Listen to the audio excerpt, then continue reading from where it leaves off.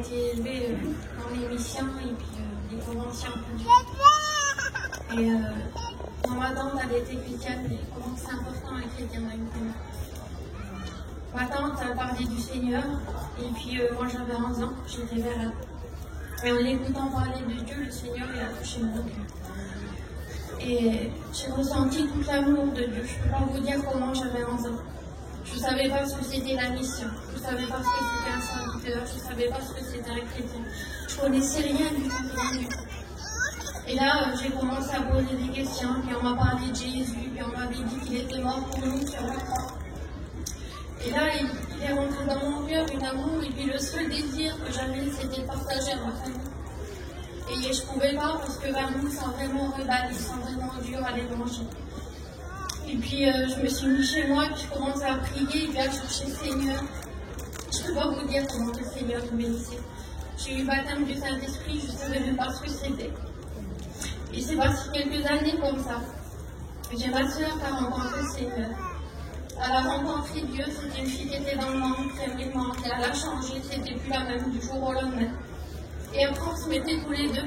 Vous savez, à la réunion, j'allais pas, je restais 3, 4 mois, 5 mois, 6 mois sans la réunion. Mais le Seigneur, je peux vous dire que vraiment, c'est une vie secrète avec Dieu, comme secret, c'est vrai.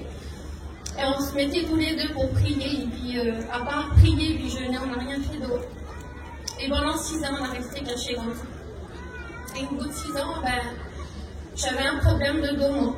Et puis le Seigneur, il a permis qu'on se mette dans une mission, parce qu'on sait que je me faisais suivre, il y avait une mission, et mon père, il n'a pas eu le choix. Et dans cette mission-là, les frères, ils ont commencé à visiter, tout simplement, à l'appeler pour boire un café. Et là, tout doucement, les jours, ils ont passé, et mon père, le Saint-Esprit, il a travaillé son cœur. Il a vu ce que c'était un chrétien, il a vu ce que c'était une mission. Et puis des frères qui s'approchaient, il s'est approché de la réunion. Et de la réunion, il s'est assis dans la réunion. Et il a écouté la parole de Dieu. Et à la fin de cette mission, moi et ma soeur, on s'est affichés. Et puis il nous posait des questions, comment, qu'est-ce qui s'est passé, on lui témoignait de Dieu. Et là, les choses, ils ont changé. Mon père, il commençait à comprendre, il commençait à voir. Et puis on m'a toujours demandé notre baptême, mais pour lui, c'était compliqué rapport à sa famille. Et je me suis mariée. Et quand je me suis mariée, j'ai demandé à ma soeur qu'elle lui dise pour un mariage chrétien, tout ça, c'était compliqué. Mais il a voulu. J'ai eu un mariage chrétien, c'était la première fois chez nous. Et quelques mois après, moi et ma soeur, on s'est baptisés. Et aujourd'hui, j'ai mon petit frère qui a rencontré le Seigneur. Et mon père, aujourd'hui, va en mission. Il sait que le Seigneur, il est vivant, c'est la vérité. Et vous savez, il y a 4 ans, quand on est venu là, on a fait nos études.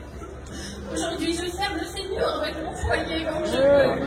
Le Seigneur, il nous a accordé la grâce d'aller dans les pays de l'Est, de voir son œuvre au-delà des frontières.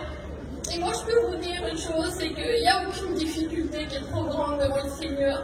Quoi que ce soit le problème, faites-lui confiance. Le Seigneur, il fait tout, il est vivant. Que je vous bénisse. Merci Seigneur, et que Dieu soit béni, Dieu change les circonstances.